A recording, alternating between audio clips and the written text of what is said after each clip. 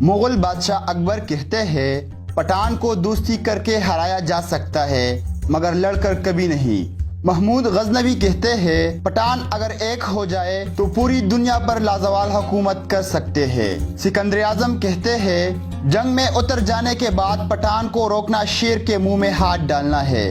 افغان، پٹھان، پختون ایک نسلی گروہ ہے جو زیادہ تر پاکستان اور افغانستان میں آباد ہے۔ اکثریتی زبان پشتو ہے، اردو اور انگریزی کو بطور دوم زبان استعمال کرتے ہیں۔ پٹھان دنیا کے ہر خطے میں آباد ہے۔ آبادی کے لحاظ سے یہ سب سے زیادہ پاکستان، افغانستان اور انڈیا میں پائے جاتے ہیں۔ پاکستان میں یہ خیبر پختونخوا، بلوچستان اور کراچی میں زیادہ تعداد میں موجود ہے اور پاکستان کی آبادی کا تقریباً 15% حصہ پختونوں پر مشتمل ہے۔ پٹھانوں کی قومیت اور اصلیت کے بارے میں جو دلائل تاریخ نے بیان کی ہے وہ یہ ہے کہ پٹھان حضرت ابراہیم علیہ السلام کی اولاد میں سے ہے اور حضرت اسحاق علیہ السلام کے اولاد ہے اور قومیت کے لحاظ سے بنی اسرائیل ہے۔ انگریز مورخین کے مطابق پٹھان قوم ارجینیا کے ایک حصے میں رہتے تھے۔ ارجینیا کے لوگوں کا دعویٰ ہے کہ افغان یا پٹھان ہم میں سے ہے کیونکہ البانیہ کے لوگ اوغان جو کہ بعد میں افغان بنا ارجینیا سے ہندوستان کی طرف چل پڑے۔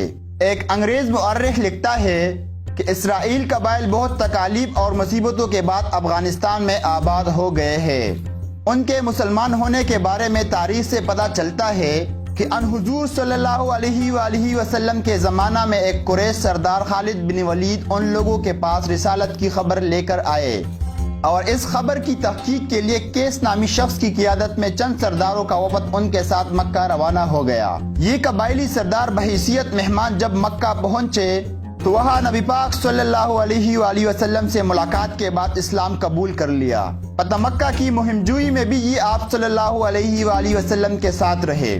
ان سرداروں کو واپسی پر حضور صلی اللہ علیہ وآلہ وسلم نے تحفے تحائف بھی دیے اور اس وفد کے امیر کیس کا اسلامی نام عبد الرشید رکھ دیا اور پھر اسے بطان کا لقب بھی عطا کیا اور پھر یہی لفظ بگڑ کر پٹھان بن گیا۔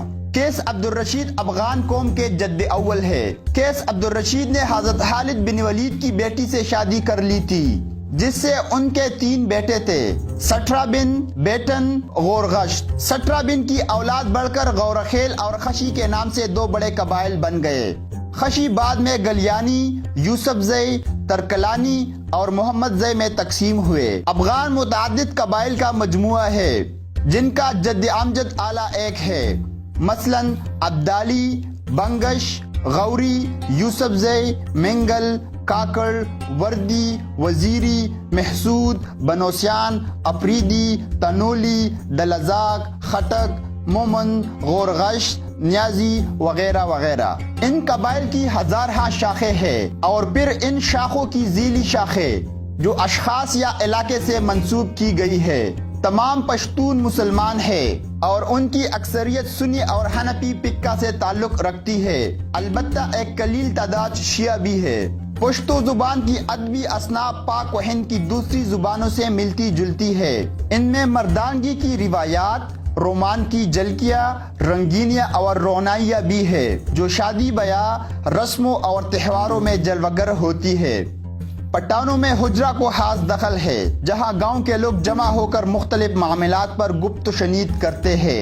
کوئی حجرہ ایسا نہیں ہے جہاں رباب، گڑا اور ڈول نہ ہو۔ ہر پٹھان دل و جان سے موسیقی کا دلدادہ ہوتا ہے۔ پٹھانوں میں جو ناچ مروج ہے وہ زیادہ تر ملی ناچ ہے۔ ان میں بہت سے افراد ایک دائرے میں رقص کرتے ہیں جس کے بیچ میں عموماً ڈول بجانے والے ہوتے ہیں۔ یہ بنگڑا سے ملتے جلتے ہیں۔ بعض رقص میں نوجوان تلواروں کے ساتھ رقص کرتے ہیں اور بعض رقصوں میں رومال استعمال کرتے ہیں۔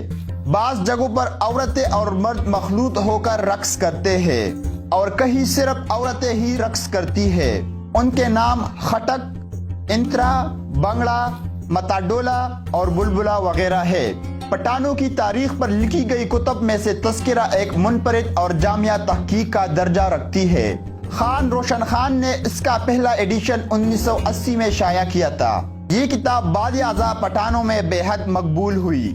جس سے معلوم ہوا کہ پٹھان بن اسرائیل سے تعلق رکھتے ہیں اور ان کے آباء و اجداد اسلام پسند تھے۔ ان تحقیق کے مطابق امہات المومنین میں حضرت صفیہ رضی اللہ عنہا بھی پٹھان قوم سے تعلق رکھتی تھی۔